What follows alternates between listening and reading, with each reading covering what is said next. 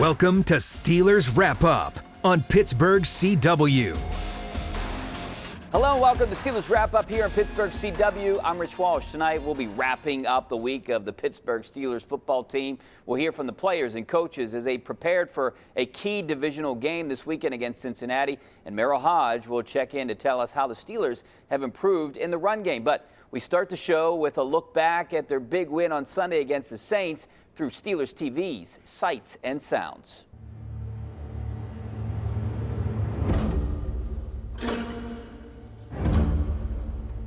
An apex predator sits atop the food chain. Like a lion, always on the hunt, but never the prey. It has been 63 days since the NFL's top predator has been with his pride. They have fought and clawed without him, but his long-awaited return to the hunt brings a boost to the pack. And every last one of them are starving for a win.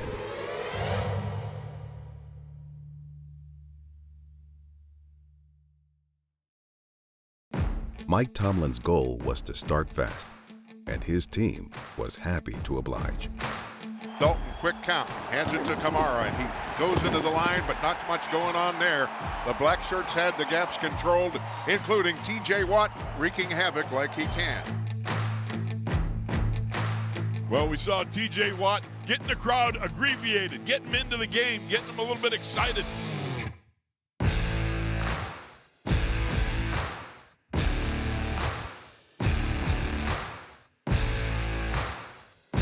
Turns and gives to Najee. Playoff tackle, and Najee, if he's not tripped up, probably would have gotten 6 or 7 more yards. And a low grab is made by Pat Freiermuth. Well, now going to be short of the first down. 4th and 1. Looks to the left flat. It's pulled in. And that is Jaylen Warren, and that's enough for the first down. Kenny fires that ball over the middle. It's pulled in by Diontae Johnson inside the 10 down to about the 5-yard line. 1st and goal for the Pittsburgh Steelers. Pickett under center. It's George Pickens, and Pickens goes in for the touchdown.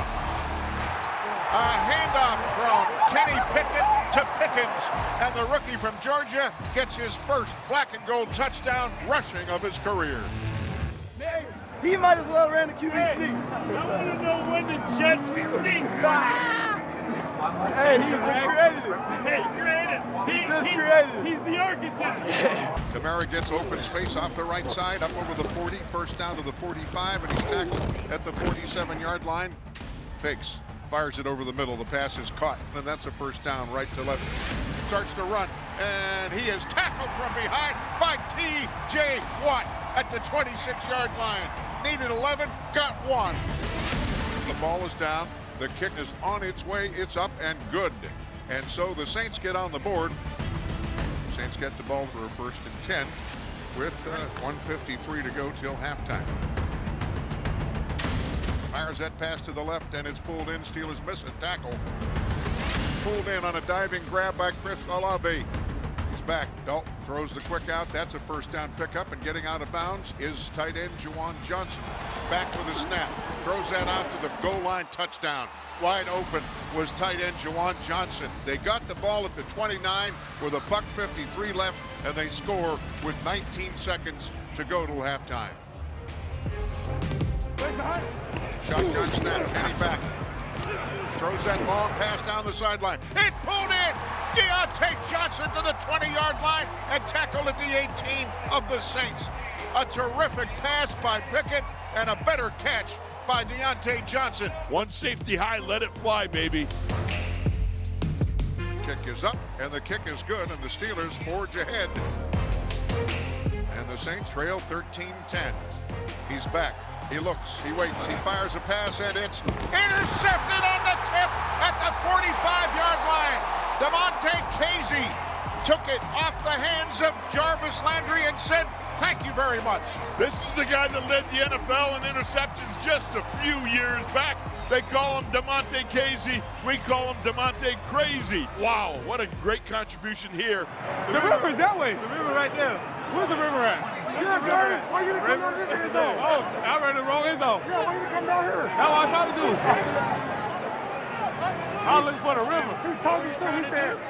He said my celebration, I'm gonna throw that in the stands. Fortunately for Pittsburgh, Kenny Pickett knew exactly which end zone to find. Check down over the middle. The pass is cut. Running for the near sideline. Look out, Jalen Warren. 20, and he's knocked out of bounds at the 16-yard line. Pickett fires, and that is Warren. Warren takes on a defender, and he got the first down to the 5-yard line. Jet motion by Hayward, and he keeps it, and it gets to the goal line. Touchdown, Kenny Pickett on the sneak from 1 yard out. Shotgun snap for Dalton. Big rush. All the ball's out. He falls on it. And coming in from his blind side, Alex Highsmith. Oh, Alex Highsmith, karate chop Andy Dalton. Throws it long down the right sideline. That pass will be intercepted. Yes! Levi Wallace took it away from Kevin White. And this defense rises up once again. And he shall be called Levi, the great one. No doubt about it. That's my best friend. That's my best friend. Go, best friend, go, best friend, go. That's my best friend, that's my best friend. He got an interception. Behind their first 200-yard rushing performance since 2016, the Steelers closed out the Saints on the ground. It's the grind time for the fellas. The guys up front, the hammocks, got to be churning. This game is within the grasp of closing it out right here. And they're going to run the ball and try to run clock. And this is, Jalen Warren up the sideline. And they knock him out of bounds as he gets down to the 40-yard line. I can hear the late Don Meredith sing, "Turn out the lights, the party's over." Yes, indeed. The Pittsburgh Steelers come off the bye and reset their season with a big victory, 20-10 over the New Orleans Saints.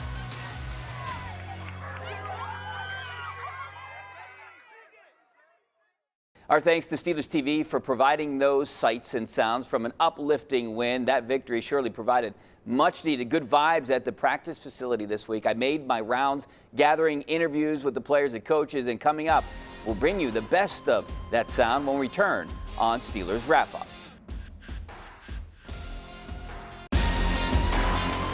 Welcome back to Steelers Wrap Up on Pittsburgh CW. Welcome back to Steelers Wrap Up. I'm Rich Walsh. For the first time in a few weeks, Steelers head coach Mike Tomlin addressed the media after a victory. But that didn't make the line of questioning any easier at his weekly press conference on Tuesday. As I mentioned after the game, I was just really thankful of the efforts of the group. You're always a little bit hesitant coming out of a bye, just being outside of a stadium for that long. But I thought our guys really came in and played, didn't waste any time warming up to the competition, and got in the flow of the game immediately. And I just think that's important. Largely looking at the totality of the game, I thought the run game was significant on both sides. On defense, man, we had to work to minimize Kamara, and he's a dynamic guy. I thought we were effective at doing so. And then they just challenged the heck out of you with the way that they use Hill, whether it's at quarterback or otherwise, and the things that challenges you in terms of communicating in the schematic component. I just thought our guys did a really good job of communicating. Oftentimes, our home game and environment is an advantage to us, and it is, because it makes communication and operation difficult for the opposing offenses. But when we're faced with some check ball and things of that nature on defense, it's also problematic for us. And I just thought our guys did a really good job of managing that. After Coach Tomlin's press conference on Tuesday, players went back to work on Wednesday, focusing on the game plan to try and sweep the Cincinnati Bengals. Here are some of the best of those interviews from inside the locker room. I'm getting the reps and I'm playing, but definitely trying to use the experiences that, we had that first week, and, as a team and as an offense, and trying to go based off of that. And, I got to learn from that film and, adjust and get them here the second time around. It's going to, continue to get better, and, I'm nowhere near where I want to be or where I need to be. So it's a day at a time. And like I said, there's things that definitely that we like, that I've done, that I can, continue to improve on, and there's things I need to get a lot better at. So it's really knowing what those are, find that out, and then going and attacking that. It's a cool feeling, getting that, but ultimately, the only thing that matters to me is, victories. And so if I can go out there and help my team be the best that I can be, that's my ultimate goal. And so I just know we got to continue to be, I got to be better come Sunday. And so, because we know we got a really good opponent coming in on Sunday. Decision making. You see it at practice. Like you say, you practice how you play, and I feel like his preparation throughout the week is, continuously showing up on film. We just got to continue to be there for him and just be around him. Just continue to make him look good. And we got to be on our stuff as well as receivers, as a whole unit. So I believe we're going to continue to do that and, try to keep this win column going, get it back up to where it needs to be because, we show what we can do on Sunday, but, obviously we got to put more points on the board. We'll see. Every week there's a different challenge. And, it's not assuming that just because we did it last week, it's going to get done this week. We have to get better and keep trying to get better at our craft. Here's a look at the Steelers' upcoming schedule. This weekend's home game against Cincinnati was flexed from Sunday night to a 4:25 kickoff. You can watch that game right here on KDKA. They get an extra day of preparation next week with the Monday night game in Indianapolis. Then it's off to Atlanta before their first game against the Ravens this year. Coming up, Merril Hoge checks in with his weekly playbook segment. This week, he hones in on the Steelers' run game, both on offense and on defense. Stick around. Welcome back to Steelers Wrap Up on Pittsburgh CW. Welcome back to Steelers Wrap Up. You don't have to be a football analyst to know when the Steelers run the ball on offense and stop the run on defense, they tend to win games. But it does take an expert analysis to break down exactly how they do it. For that breakdown, here's Merril Hoge with this week's playbook.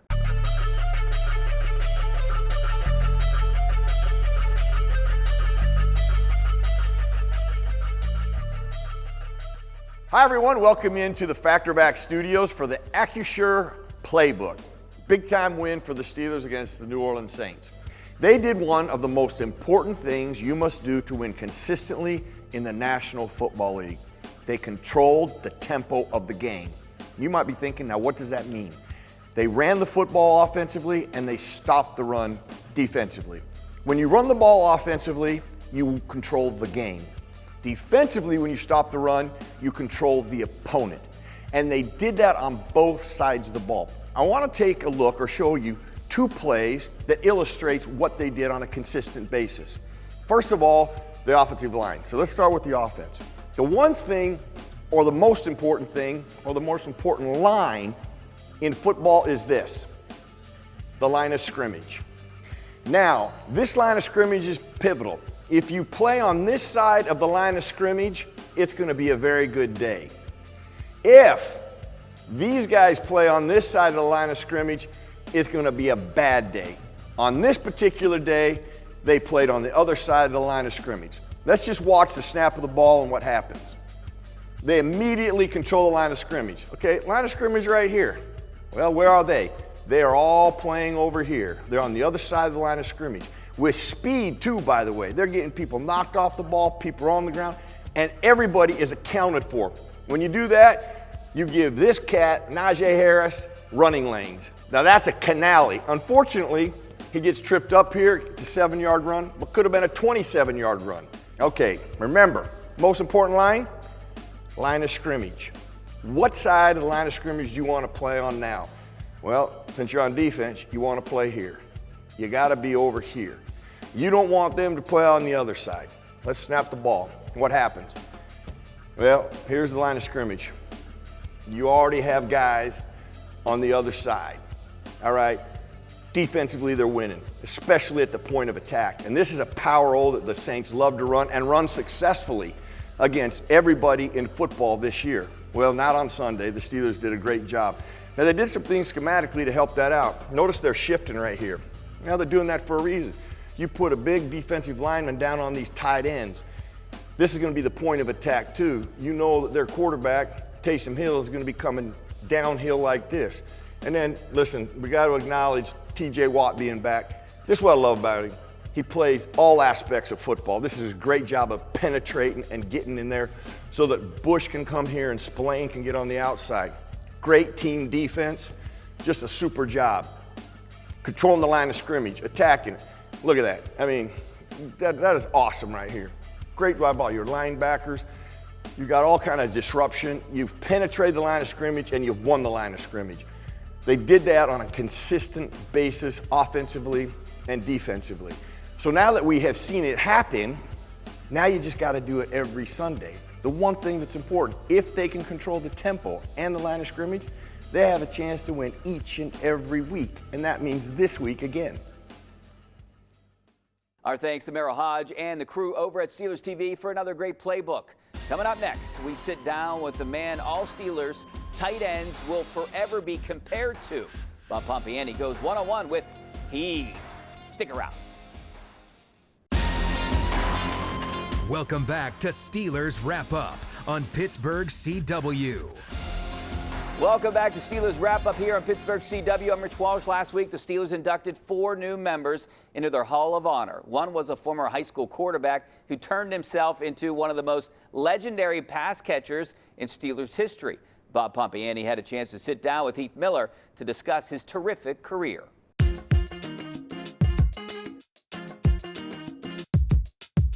All right, so here you are, retired. You look like you've enjoyed retirement, and you find out you're in the Hall of Honor. What's it mean to you? It's pretty special. When Mr. Rooney gave me a call this summer, it wasn't even on my radar that this was a possibility, and it was hard for me to put into words how much it meant to me. But after giving it some thought, it's been really neat, and I've been able to enjoy it. So I want you to put it into words. You have to put it into words. Put it into words for me, Heath. What is it? I just think, when you think about the tradition and the history of the Steelers organization, and when I was here and I was playing here, I just wanted to make my teammates uphold the standard with them, and to make the guys who came before us proud, and to be mentioned with them in the same breath and to be in the same space as them, it's a huge compliment. With the 30th choice in the 2005 NFL Draft, the Pittsburgh Steelers select Heath Miller, tight end from Virginia. So you get the call the Steelers are going to make you the #1 pick, their first-round pick. Yeah. Your thoughts of that day? Tell us about that day and what your emotions were. Well, I try to stay even keel because everyone's telling me you really don't know what's going to happen, so don't get your heart set on one place, which I didn't.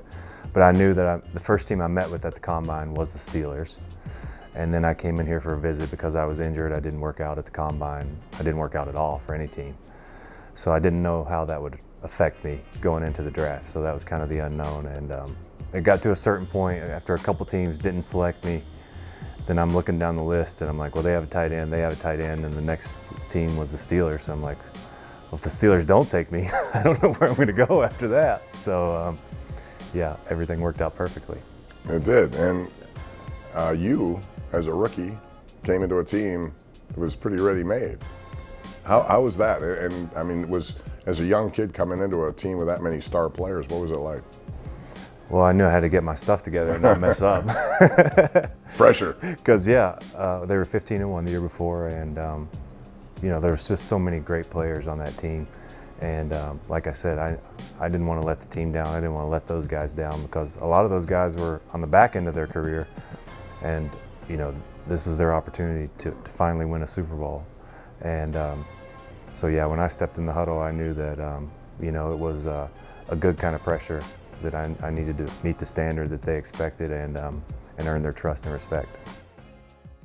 Our thanks to Heath Miller for giving us that interview. And speaking of time, we're almost out of it here on Steelers Wrap Up. When we come back, we'll tell you all about the full day of Steelers programming we have coming up for you on KDK this coming Sunday.